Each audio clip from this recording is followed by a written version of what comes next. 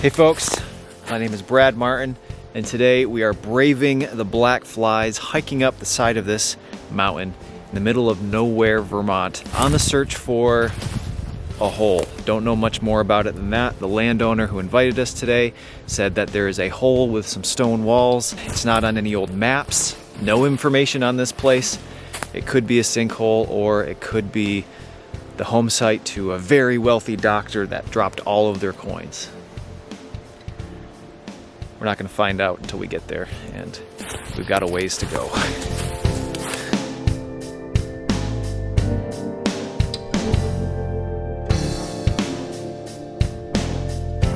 Well, I think we're here. It is not very open, but there is what appears to be a cellar here. I don't see any stacked stone. I'm going to have to get my metal detector out to see if there is even any iron here, nails and stuff, because this could just be not a home site. We're not going to know until we get the metal detector out. Looking around, it is very, very overgrown in here.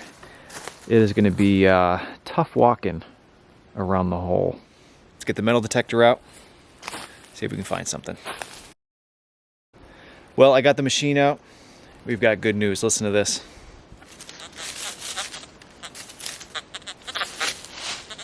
That is iron. Those are nails, sheet metal, all evidence that there was a home here, or at least a structure. We're going to keep going until we find something that is not that sound. Hopefully a piece of brass or silver or gold. Let's find out.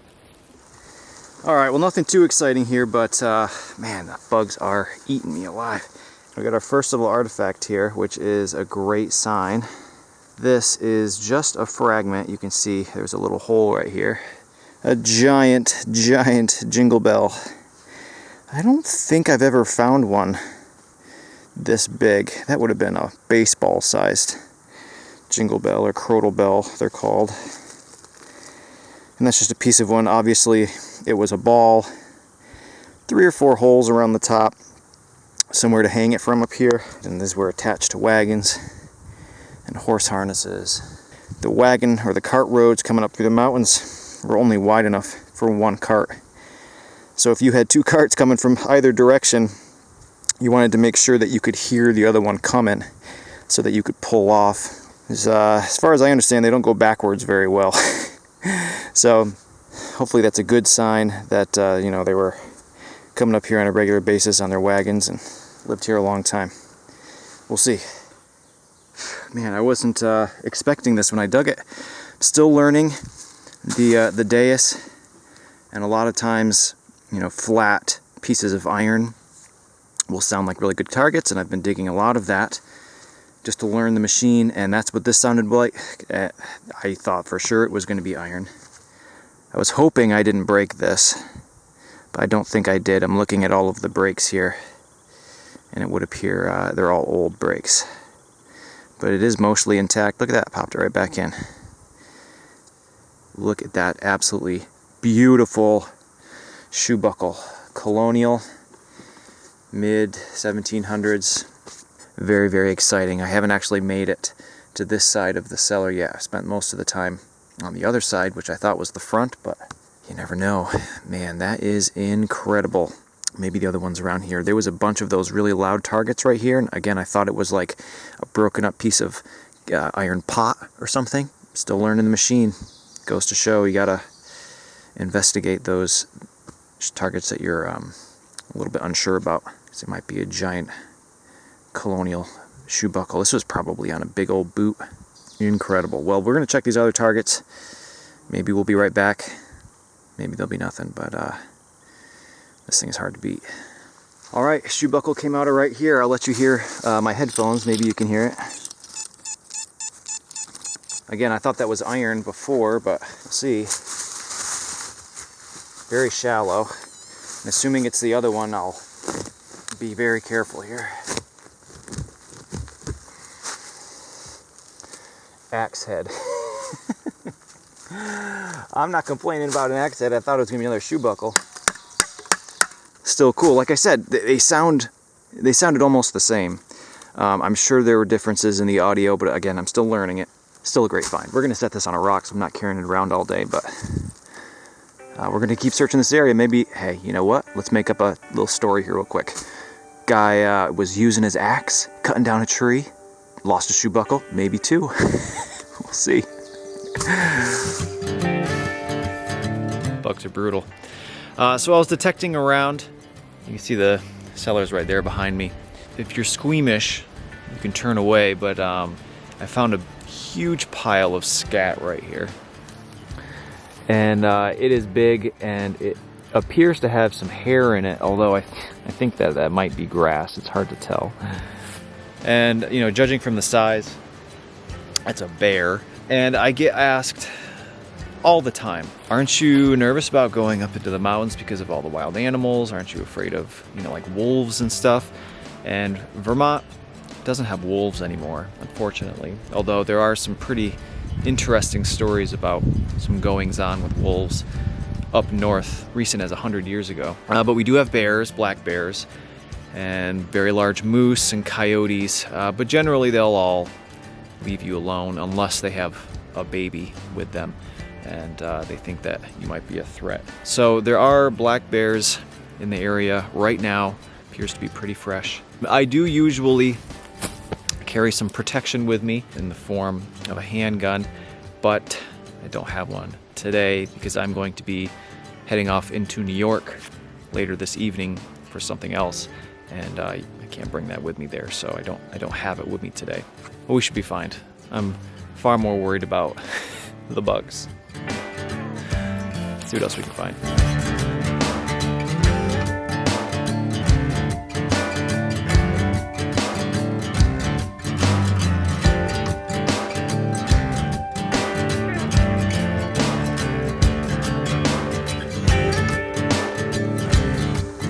So I'm making my way through this area that's like pretty overgrown. You can see I'm on my knees kind of crawling through here. And I got a pretty good target. There we go. Here it is.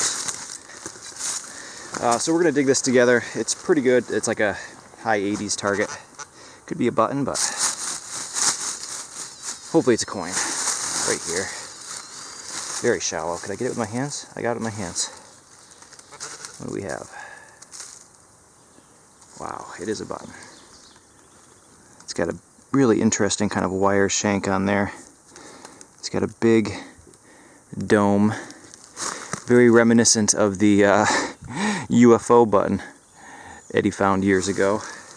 And we can see there's a little bit of gold plating still on there. And while we're at it, I thought we'd do a little button check here, show you how many I've found so far today. They are seemingly pretty abundant. Let's see, 1, 2, 3, 4, 5, 6, 7, and now 8 with the one we just found.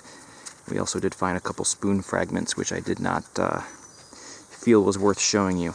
So far so good, buttons and spoon fragments. Put this one in, see what else we can find.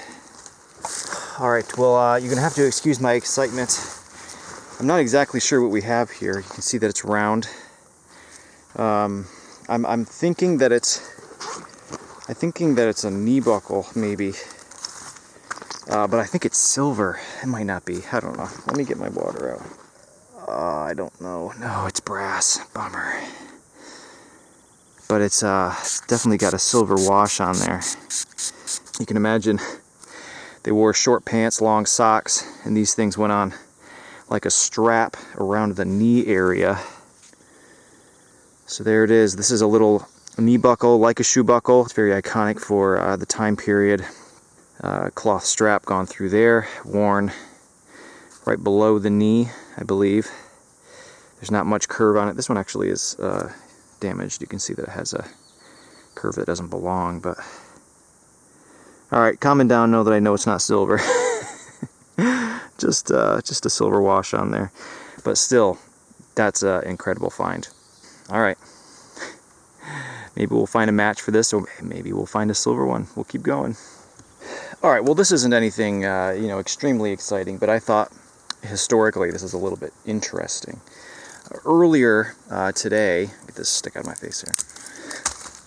Earlier today, I found two of these things right next to each other. And I panicked because when the first one came out, I thought it was like a giant, silver cob coin or something, but I brushed it off a bit more, and it's a piece of lead. And I found two of them. And, what is the common reason somebody would be melting lead up here? Our mind automatically goes to musket balls, which I also found today. But in reality, they were using it, melted lead, for a lot of things. Sealing up the flashing on the roof, bale seals, that's another thing that we find a lot. But I just found a chunk of it.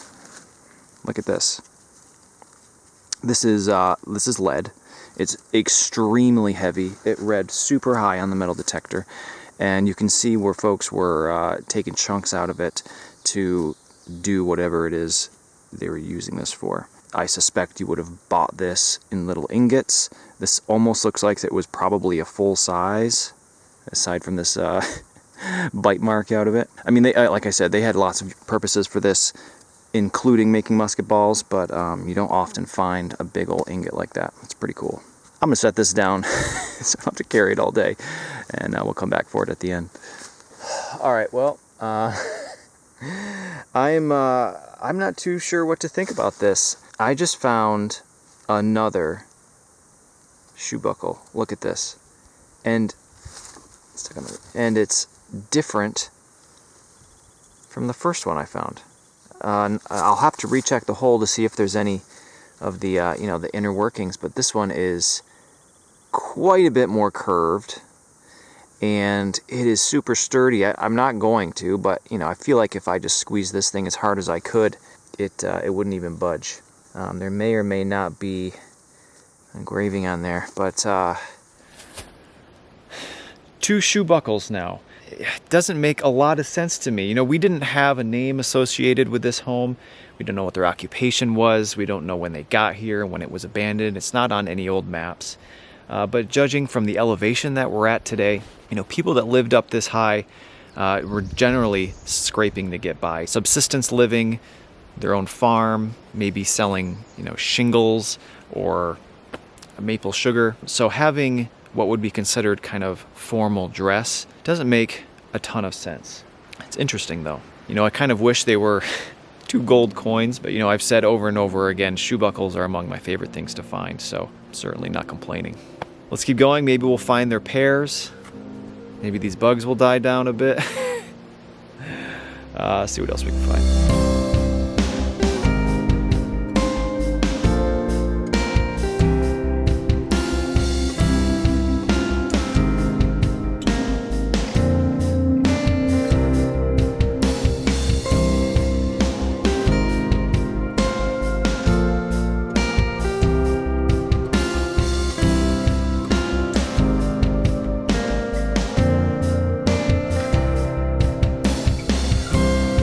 I honestly can't believe it. I don't know what is going on here, or what did go on here, but we just got another shoe buckle. This is, the least pretty of all of them.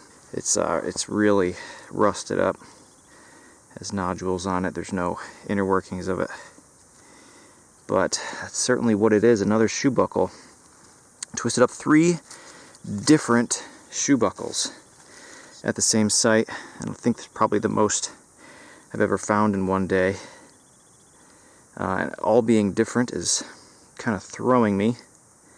I'm not really sure. Were they just very fashionable? Probably not. I've actually found 2 other axe heads today. Pretty interesting. A lot of questions. Fortunately, not a lot of answers right now. Maybe we'll find something else that'll narrow it down for us, but pretty interesting. Shoe buckles galore.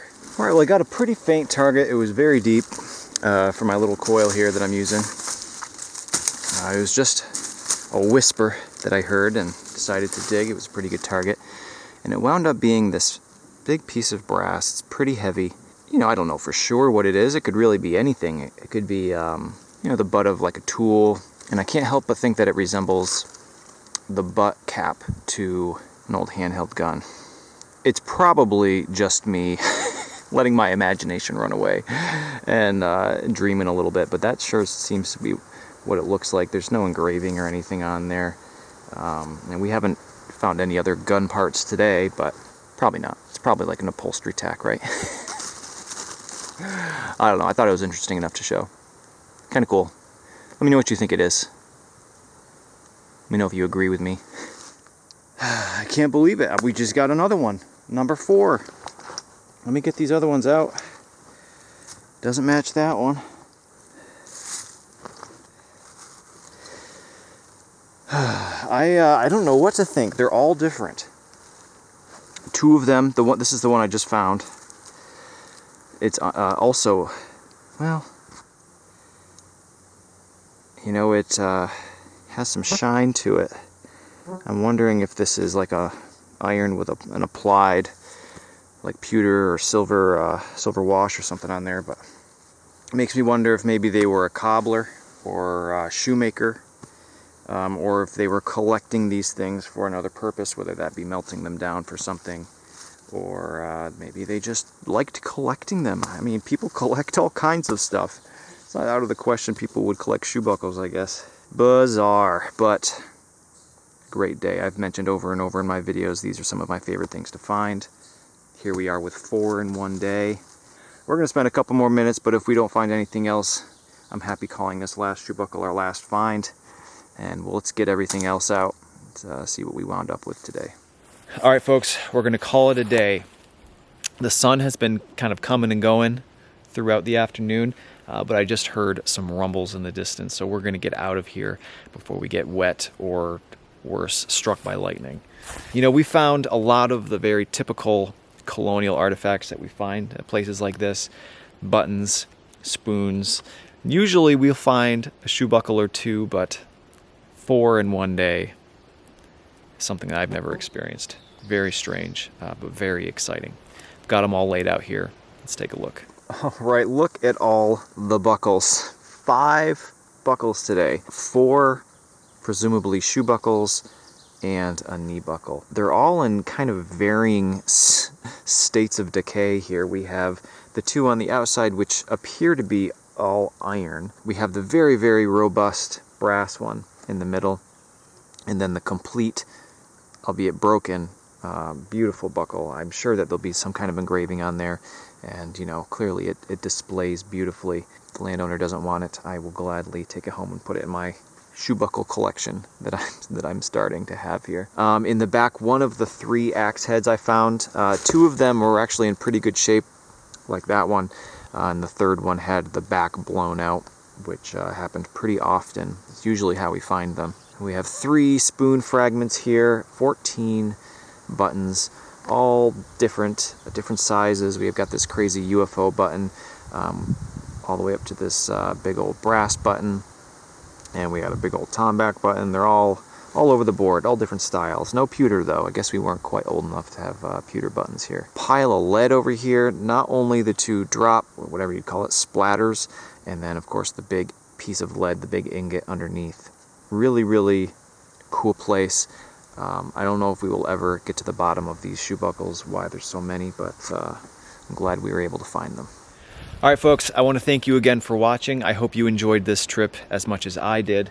And next Friday, I'll be on top of a different mountain in Vermont, doing it all over again, and I hope you'll join me. See you then.